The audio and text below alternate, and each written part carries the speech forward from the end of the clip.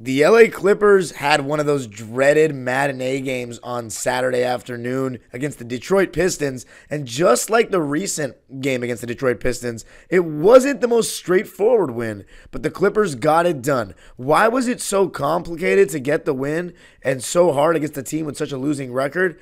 And how about the performance of Paul George in the win? Going to be talking about it all on today's Locked On Clippers. You are Locked On Clippers, your daily Los Angeles Clippers podcast, part of the Locked On Podcast Network, your team every day.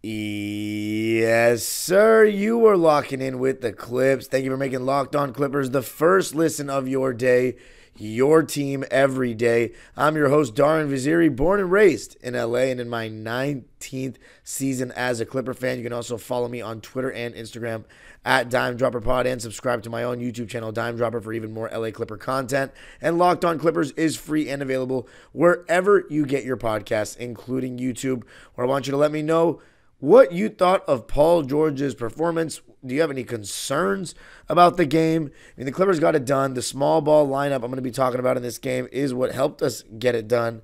And PG-13 was the standout for me. And I got to give a shout out to Amir Coffey because of the way he played as well. But going to be talking about the game as a whole. Clippers winning this one 112-106, extending their undefeated mark when I do not attend games this season, or don't attend home games, of course, to 7-0. It was my 7th missed game of the season. Clippers with the win are now 20-5 at home, 35-16 on the season, which makes them 32-9 in their last 41 games, and 27 wins out of the last 33. The Clippers, despite the fact that this was not a very straightforward win, they had to play hard till the very last quarter, and it was not a blowout or anything of that nature. They got it done, and that's all that matters. At the end of the day, you've got to find a way to get it done. And the reason why this game was tough, I mean, I don't know. You could point it to a number of reasons. One being the early start, but I don't like making excuses for that. The youth and athleticism of the Detroit Pistons seemed to give us some problems, particularly for the second time this season, Jaden Ivey, who since Monty Williams has started empowering him and giving him the minutes that he deserves and put him in the starting lineup, he has shown how good he can be. And he was not, able to be contained in this game. He was getting to the basket at will. And then Jalen Duren was doing a good job on the glass. And I just thought as a whole, the Detroit Pistons played very well in this game. In the first half, they were shooting 44% from three. Now, for the game, they completely cooled down in that regard and shot 30% from three for the game. They went 2 for 14 from deep in the second half. But that 7 for 16 mark, they were on it in the first half. And in addition to that, the Clippers weren't necessarily world beaters on offense. I mean, we shot 39% in the second quarter, and the Pistons, who out-rebounded us on the offensive boards 14-0 in the game, had an 11-0 advantage at that point, at halftime, in the offensive rebounding department. So we just got completely outworked. You look at the Pistons team. You say, okay, is it because they have a lot of size? Because the Clippers' weakness is size in the front court. But they were starting Mike Muscala at the 4. Like, Asar Thompson, I will say, he is a fantastic young offensive rebounder.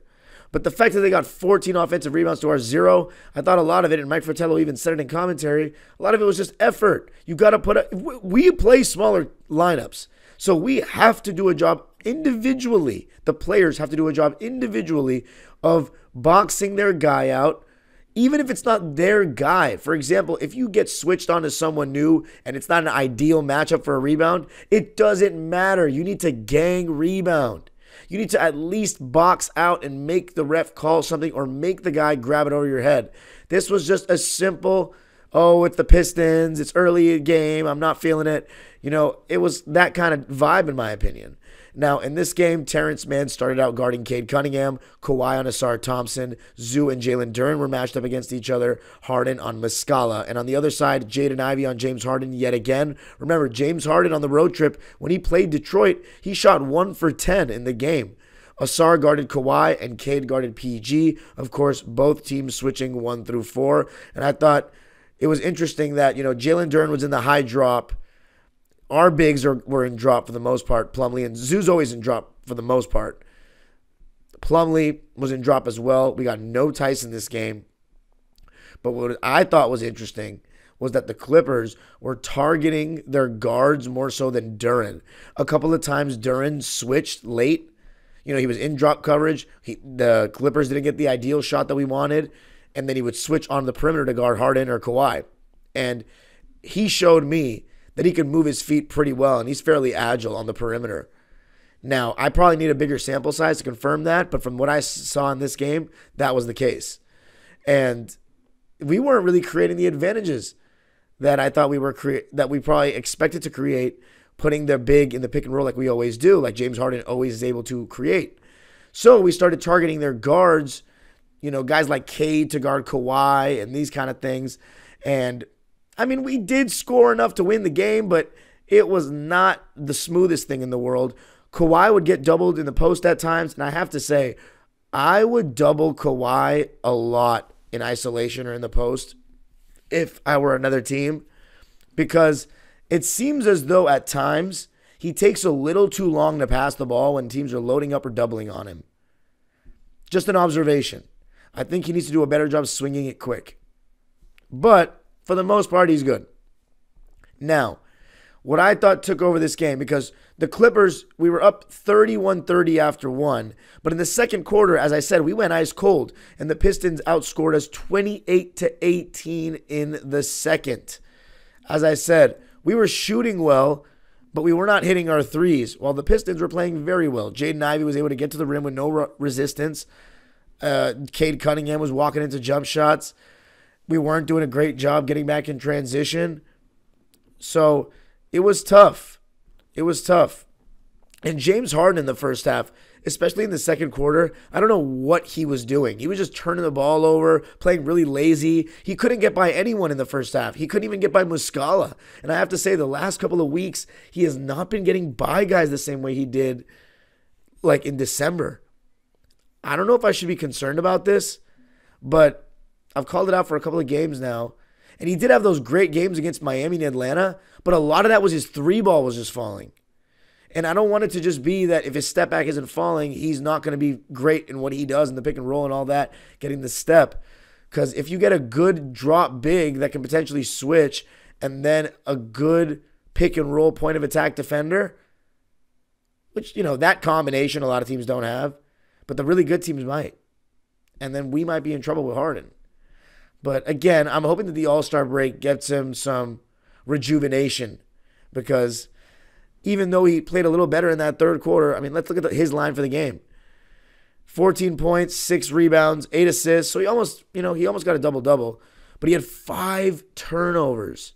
5 turnovers on 4 for 11 shooting, 2 for 8 from 3, 4 for 4 from the line in 36 minutes. So it just wasn't a very good game for him. I thought defensively he had a couple of nice rotations, but there were also some times where he was very lazy getting back. Second quarter, it was just wild. The one thing I will say is, though, it shocks me that he played 36 minutes, because in the first quarter, Harden came out with 7 minutes to go in the first. So he really only played the first 5 minutes of the first before Russ came in. So I thought that was going to be an effort to play him less, but it really wasn't. And if I look at his minutes distribution per quarter, first quarter, he played not even 4 minutes and 49 seconds. Second quarter, he played 9 minutes and 47 seconds. He was playing badly, so they put Westbrook in. Then the third quarter, he played 9 minutes and 39 seconds. And then the fourth quarter, he played the entire quarter, as did Paul George. And I got to say, what turned the game around for us was the small ball. Daniel Tice didn't get minutes in this game, No comment on that for now. We might save that for another episode. But as I said, it looks like Plumlee is being preferred to Tice now that Zoo's back. I don't think it was detrimental or anything like that. But Mason Plumlee didn't even touch the floor in the second half.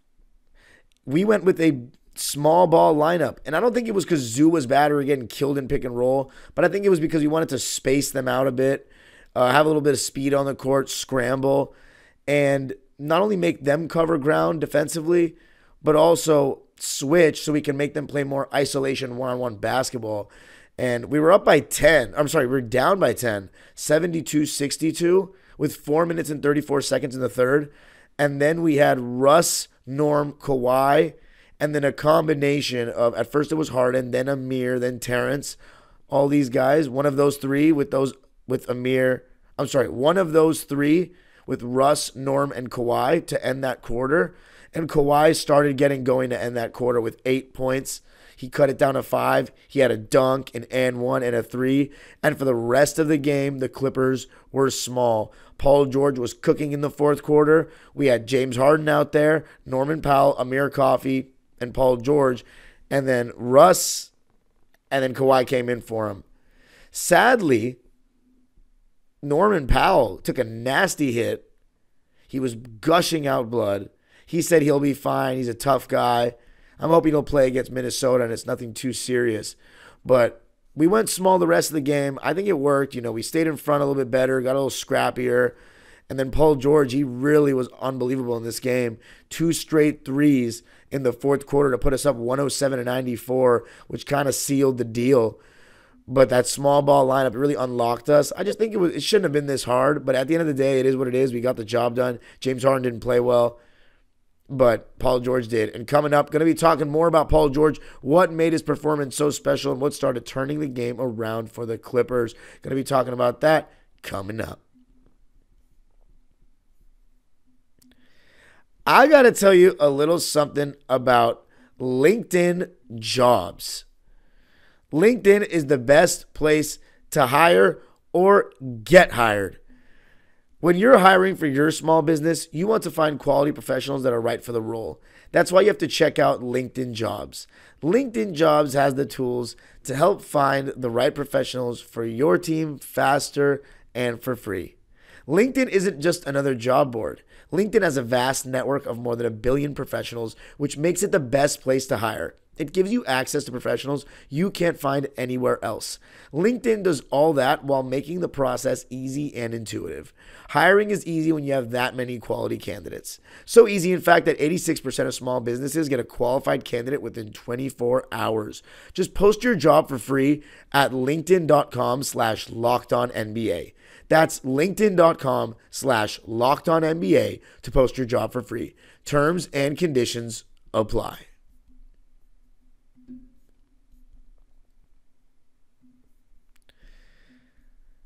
Locked On has launched the first ever national sports 24/7 streaming channel on YouTube, and now you can also find it on Amazon Fire TV. Locked On Sports Today is here for you 24/7, covering the top sports stories of the day with the local experts of Locked On, plus our national shows covering every league. Find the Locked On Sports Today channel now on Amazon Fire TV.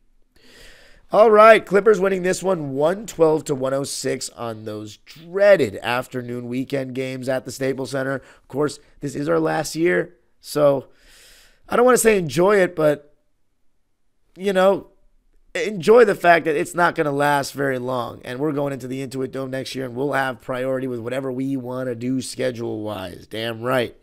But the Clippers got the job done, and that's the most important thing. And they wouldn't have been able to do it without Paul George, who has been struggling a bit of late. So it was really great to see him just absolutely cook.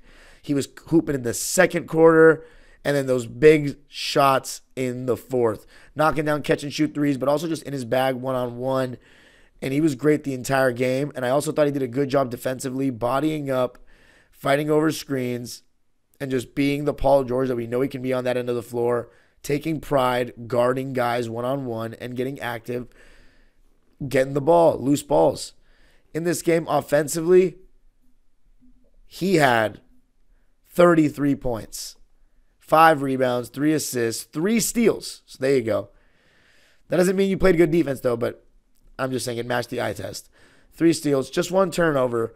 He really shot in this game, and it was okay with me. 14 for 24 from the field for PG, 4 for 13 from 3, so he was 10 for 11 from 2. Oh, my God. It just shows that PG doesn't have to settle so much, but I get it. He's shooting so well from 3, and he has so many different ways that he can hit threes. You encourage him to take it more for the math. Again, I've always been pro Paul George. Get to the basket. Get closer to the basket. You really are a special talent, but hey, I'm not on the coaching staff. I think a balance is necessary, but he's better when he's aggressive. Point blank, end of story. I've watched him now for 5 years.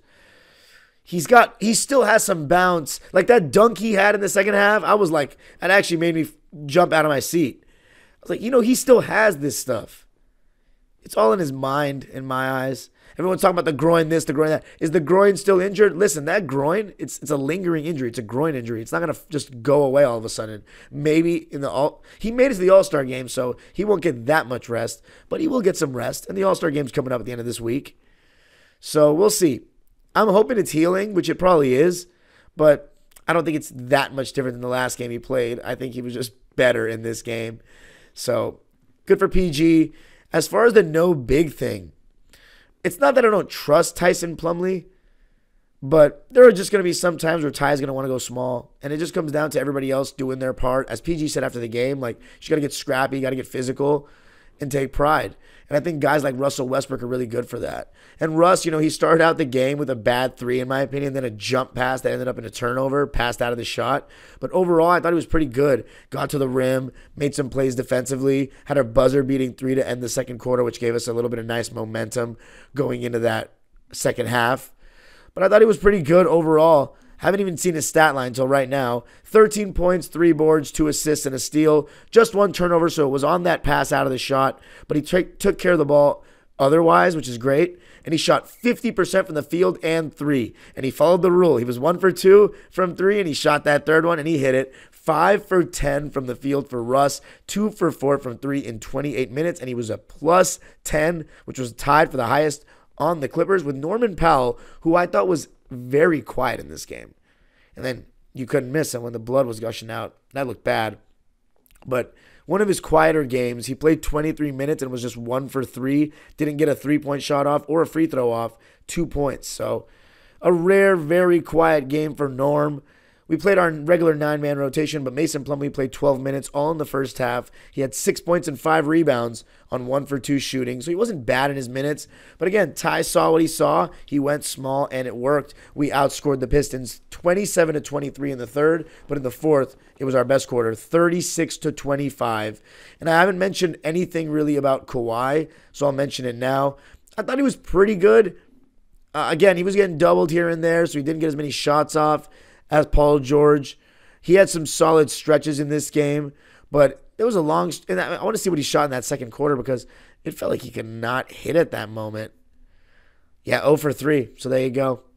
But in the game, he was 7 for 18, so not the best shooting night for him. 3 for 7 from 3, though, and 7 for 7 from the line. He finished with 24 points, 4 rebounds, 5 assists, 2 steals, 3 turnovers. The Clippers turned the ball over 11 times.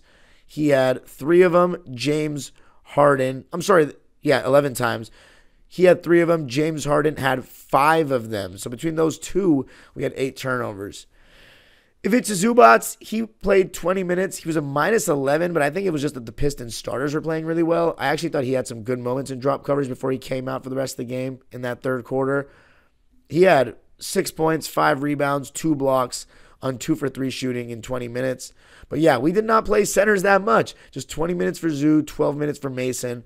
But again, when you have contributors like Paul George playing at the way he was playing, and then the guy I'm going to talk about coming up in Amir Coffey, how well has he been playing? Going to be talking about him and looking ahead to the Minnesota game coming up. I got to tell you a little something about Nissan. Are you the kind of driver that likes to push things a little further? Ever wonder what adventure could be around the next corner? Our friends at Nissan have a lineup of SUVs with the capabilities to take your adventure to the next level. The 2024 Nissan Rogue is perfect for city drives and great escapes. Class exclusive Google built-in is your always updating assistant to call on for almost anything. Gone are the days of connecting your phone. Google Assistant, Google Maps, and Google Play Store are built right into the 12.3-inch HD touchscreen infotainment system. The 2024 Rogue is the perfect mid-size crossover for your next adventure. The 2024 Nissan Armada will change what you expect from a full-size SUV. Picture a rugged 4x4 that can seat up to 8 in first-class luxury and style. Tow bigger and explore further in the 2024 Armada. Take the Nissan Rogue, Nissan Pathfinder, or Nissan Armada and go find your next big adventure. Shop nissanusa.com. All right, Clippers winning this one 112 to 106 over the Detroit Pistons. They're now 35-16 on the season through 51 games, 20-5 at home. And let me tell you something, Kawhi Leonard's played 47 of those 51. Paul George has played 48 of those 51. Russell Westbrook's played every single game this season. And James Harden has played 46. And I'm still knocking, baby. Yeah, let's go. I am just in Wonderland right now, I guess you could say. But just taking it one game at a time and appreciating seeing these boys play consistently for the first time in 5 freaking years consistently. And I know that might be harsh about the 2020 and 2021 season. I really don't care. When Kawhi was doing load management, or we were doing load management for him, whatever you want to talk about with that conversation, it was tough when you just knew during a back-to-back one of your stars wasn't going to play. This is different, and I love it. And it doesn't matter if we have ugly wins. We won. And you know one of the guys that's really been helping winning lately and has always helped winning when he's gotten the chance? The Brewmaster, the Fulgur Soldier, Amir Coffey, who has been vital in the small ball lineups of late. His defense has been good, and to be honest, he might be having a better season than Terrence. And that's no problem for me. Even though Terrence Mann is my favorite player on the team, there's no problem if Amir Coffey is having a better season than Terrence. They're both Clippers that were drafted by the team, and I love them both. Amir, 12 points. 1 rebound, 1 steal, 1 block. As I said, active defensively as usual. But the thing that's been putting him over Terrence for me, potentially this season, is he's been shooting the 3-ball with more confidence, and he's been hitting it. 2 for 5 from 3 for Amir in this game. 3 for 8 from the field in 27 minutes. And I thought one of the big sequences of the game was in the fourth quarter when we went small. We were small. We hit Amir Coffey hit a 3. Then we got a steal, and Norm had that layup with his left hand to make it 96-92. That was Norm's only basket of the game. So after that happened, I knew we were going to walk away. I say walk away with it, not run away with it, because we didn't run away with it. They still made a little run at the end, even after we went up 13 and cut it down 107 to 102. They went on an 8-0 run. But we got the job done, and that was important. Even with Fontecchio, who was hot, he had a good game. Let's read some of the lines for Detroit, honestly. Fontecchio had 20 points, and it was his first game as a Piston. And then Ivy had 23, and Cade had 22 points, 6 boards, and 10 assists. Listen, that guy's good. Both of them are good, but Cade is really good to me. He's a great pick-and-roll player. He's starting to really get that jump shot, that mid-range down, so you can't really go under the screen, and in drop coverage you can kill. He's a good passer that can see over the defense at his size. As far as Harden, I thought he made some good passes, but he wasn't very good. He made some good passes, though, and I think he was much better in the second half. Let's look at his second half stats compared to the first, because second half, he definitely contributed to the win. Second half, he had 11 points, 3 rebounds, 2 assists, 1 steal, and 1 block on 3 for 6 shooting and turned the ball over twice. So much better. I mean, that was basically almost all the good stuff that came from his stat line. It was all in that second half, because in the first half, he had 3 points, 6 assists, and 3 turnovers on 1 for 5 shooting, and all of his shots were threes. So definitely performed better in the second half. Paul George is really a standout, but Amir Coffey, he's been really good. Attacking the basket, attacking closeouts, knocking down the open 3, and playing D. Now, the Monday game. Again, I won't be there, so you know what that means. We got a good chance to win.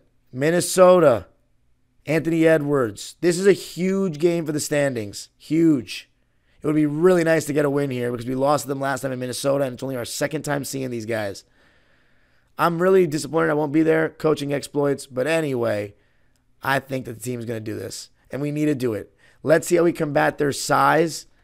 I would like to see James Harden have a better game than Detroit and Minnesota. And hopefully Kawhi Leonard is the best player on the court. And we'll see if we go small against them. I'm very curious to see how much small ball we go versus having Zoo. Anyway, you can follow me on Twitter and Instagram at DimeDropperPod. Subscribe to my own YouTube channel, Dime Dropper, for even more LA Clipper and LA sports content. And Locked On Clippers is free and available wherever you get your podcasts. Let me know what you think. Give me some predictions for the Minnesota game. And let me know what you thought of Paul George's performance. Anything from the Detroit game. But Monday will be fun. The age-old proverb continues. Go Clippers.